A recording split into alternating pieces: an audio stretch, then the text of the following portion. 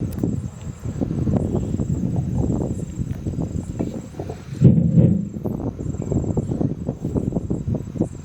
ಮಾತೇನು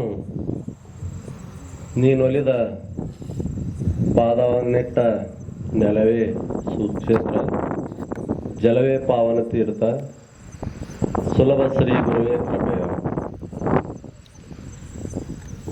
ಯಾವ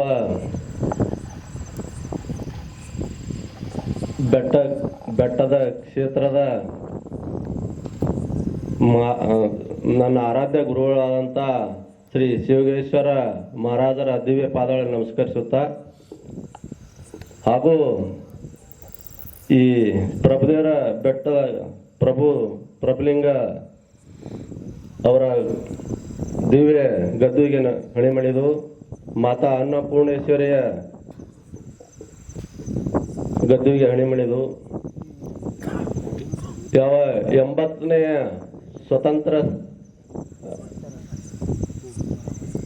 ಧ್ವಜಾರೋಹಣದ ಕಾರ್ಯಕ್ರಮವನ್ನು ಈಗ ತಾನೇ ನಮ್ಮ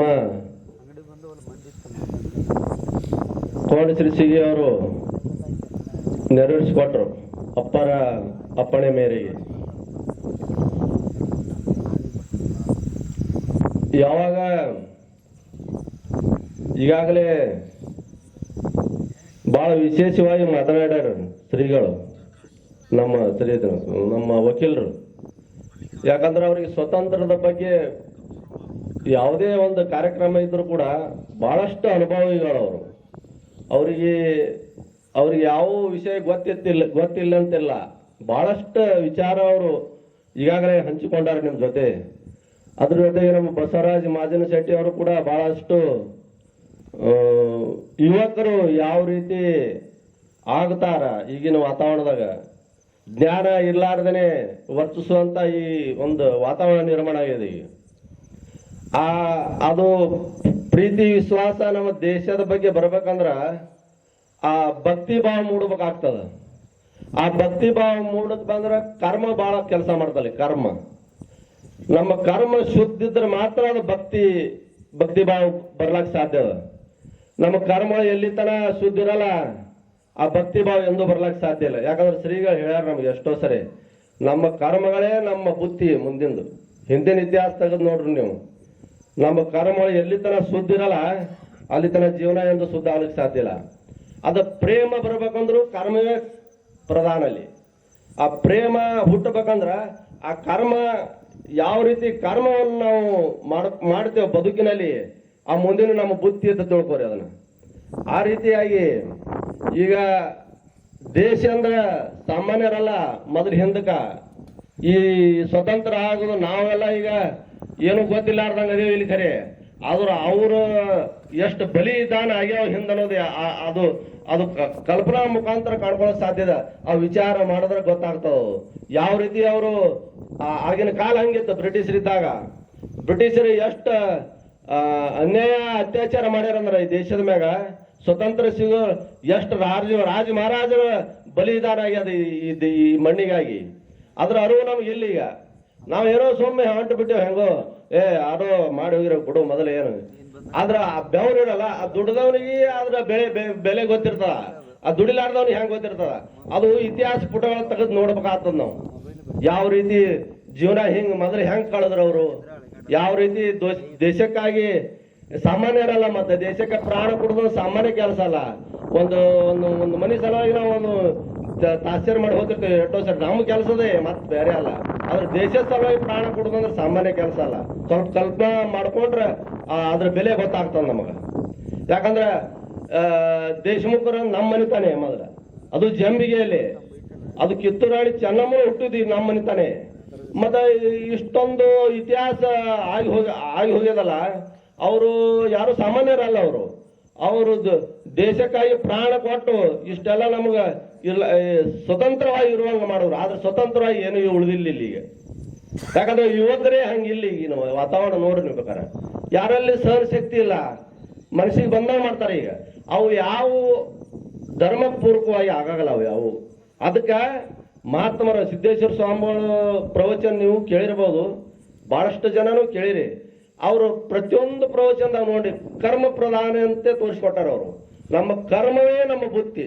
ನಾವು ಎಲ್ಲಿ ತನ ನಮ್ಮ ಕರ್ಮಗಳು ಶುದ್ಧ ಆಗಲ್ಲ ಅಲ್ಲಿ ನಮ್ಮ ಬದುಕು ಸುಂದರ ಆಗಲಿಕ್ಕೆ ಸಾಧ್ಯ ಇಲ್ಲ. ಪ್ರೇಮ ಭಾವ ಬರಲ್ಲ ಅದು, ಪ್ರೇಮ ಭಾವ ಬರಗೂಡಲ್ಲ ಅದು. ಕರ್ಮ ಶುದ್ಧ ಆಗುತ್ತಲ್ಲ ಪ್ರೇಮ ಭಾವ ಬರಲ್ಲ. ಅದಕ್ಕಾಗಿ ದೇಶದ ಬಗ್ಗೆ ಪ್ರೇಮ ಬರ್ಬೇಕಂದ್ರೂ ಕರ್ಮ ಪ್ರಧಾನ ಆಗ್ಬೇಕಾಗ್ತದಲ್ಲಿ. ಕರ್ಮ ಶುದ್ಧ ಆಯ್ತಂದ್ರೆ ಪ್ರೇಮ ಉದ್ಭವ ಆಗ್ತದಲ್ಲಿ.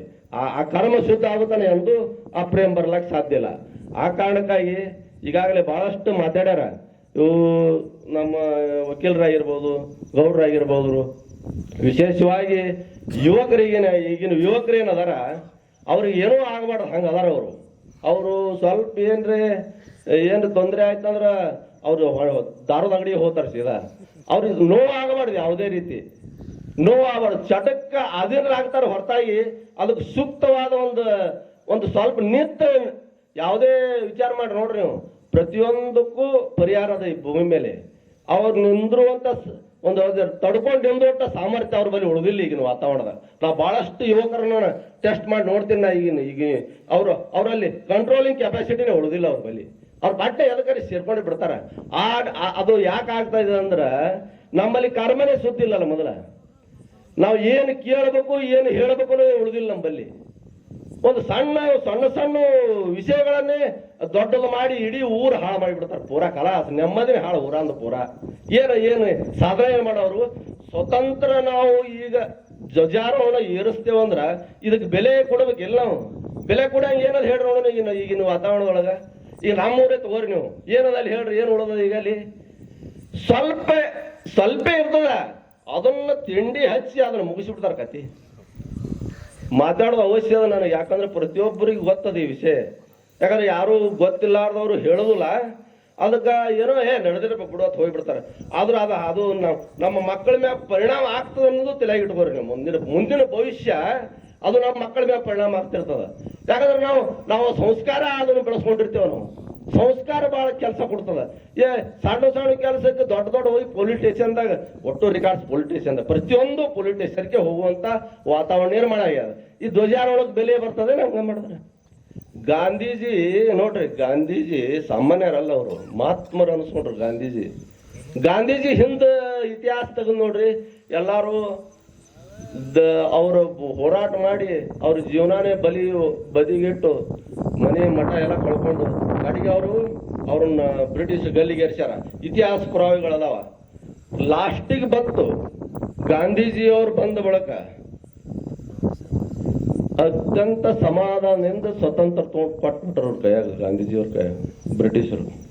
ಏನಿಲ್ಲ ಗಾಂಧೀಜಿಯವ್ರ ಬಳಿ ಏನೂ ಇರಲಿಲ್ಲ, ಅರಿವಿ ಇದ್ದಿಲ್ಲ ಹಾಕೊಳಕ್. ಅವ್ರ ಬಳಿ ಸಮಾಧಾನ ಒಂದಿತ್ತು. ಅವ್ರ ಬಳಿ ಬರೀ ಎಷ್ಟು ಪೇಷನ್ಸ್ ಇತ್ತಂದ್ರ ಬ್ರಿಟಿಷ್ ರಾಯಭಾರಿ ಬಂದು ಎದುರು ನಿಂತರು ತಲೆ ತೆಗಿಸ್ತೀನ ಅಂತಾನೆ ಅವ.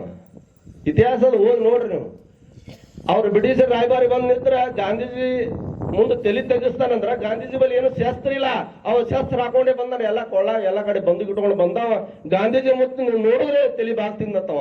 ಅಂತ ಸಾಮರ್ಥ್ಯ ಮಹಾತ್ಮ ಅನಿಸ್ಕೊಂಡ್ರು. ಅದಕ್ಕೆ ಗಾಂಧೀಜಿ ಅವ್ರು ಏನು ಮಾಡಿಲ್ಲ, ಸಮಾಧಾನವಾಗಿ ಬದುಕಿದ್ರು. ಸಮಾಧಾನದಿಂದ ಏನೆಲ್ಲ ಸಾಧಿಸಬಹುದು ಅನ್ನೋದು ಈಗಿನ ಯುವಕರಿಗೆ ಗೊತ್ತಿಲ್ಲ. ಸಣ್ಣದು ಅದೇ ಹೇಳದ್ನಲ್ಲ ನಿಮಗ, ಯಾವ ಊರಲ್ಲಿ ಏನು ಉಳುದಿಲ್ಲ. ಬರೇ ಸಣ್ಣದನ್ನೇ ದೊಡ್ಡದು ಮಾಡಿಬಿಡ್ತೀರಿ ನೀವು. ಸಣ್ಣದೊಂದು ಬಿಡು ಇಡೀ ಊರೇ ಅಶಾಂತವಾಗಿ ಮಾಡಿ ನಿರ್ಮಾಣ ಮಾಡಿ ನಾನೇ ಶಾಣೆ ತಿರುಗಾಡ್ತಾರ ಅಷ್ಟೇ. ಯಾಕಂದ್ರೆ ನಮ್ಮೂರೇ ಹೇಳಿದಾಗ ನಿಮ್ಮೂರಂದು ನಿಮ್ಗೆ ನೆನಪಾತಿರ್ತಾವ. ಅದು ನಿಮ್ಮೂರಕ್ಕೆ ನಮ್ಗೆ ಹೇಳಕ್ ಬರಲ್ಲ. ನಮ್ಮೂರಾಗ ನಡೆದಿದ್ದ ಘಟನೆ ನಾವು ಮಾತಾಡಿದ್ವಿ. ಈ ದೇಶ ತುಂಬಾನು ಹಿಂಗೆ ಇದೆ. ಈಗ ಏನಿಲ್ಲ, ಶಾಂತಿಯ ಬದುಕನ್ನು ಕಟ್ಕೋಬೇಕಾಗ್ಯದ. ಅದಕ್ಕೆ ನಮ್ಮ ಪೂಜ್ಯರು ಬಹಳ ವಿಚಾರವಂತರು.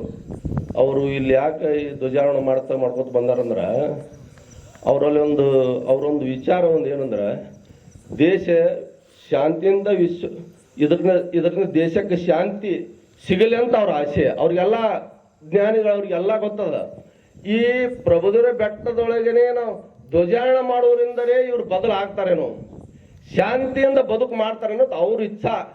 ಇದು ತಿಳ್ಕೊರಿ ನೀವು. ಇಲ್ಲಿ ಯಾಕೆ ಮಾಡ್ತಾರೆ, ಯಾವ ಮಠದಾಗ ಮಾಡ್ತಾರೆ ನೋಡಿ ಬರ್ರಿ, ಹೋರಿ ನೋಡು ನೀವು. ಈ ಇಡೀ ಜಗತ್ ತುಂಬ ತಿರುಗಾಡ್ಬಲ್ಲಿ ಯಾವ ಮಠದಾಗೂ ಧ್ವಜಾರೋಹಣ ಇಲ್ಲ. ಶಾಂತಿಯ ಸಂಕೇತದಿಂದ ಅವರು ಇಲ್ಲಿ ತನ ನಾವು ನೋಡೋಕ್ಕಾಗಿ 20-30 ವರ್ಷ ವಕೀಲರು ಅವಾಗ ಗೊತ್ತಿಲ್ಲ ನನಗ. ನಾವು ಇತ್ತಿತ್ತಲಾಗಿ 20 ವರ್ಷ ನೋಡ್ಕೊತ ಬಂದೇವ್ ನಾವು. ಈ ಧ್ವಜಾರೋಹಣ ಬೆಟ್ಟದಾಗ ಹರ್ಸೋತ್ ಬಂದಾರ. ಇರ್ಲಿ, ಬಹಳಷ್ಟು ಟೈಮ್ ಬಾಳಿಲ್ಲ.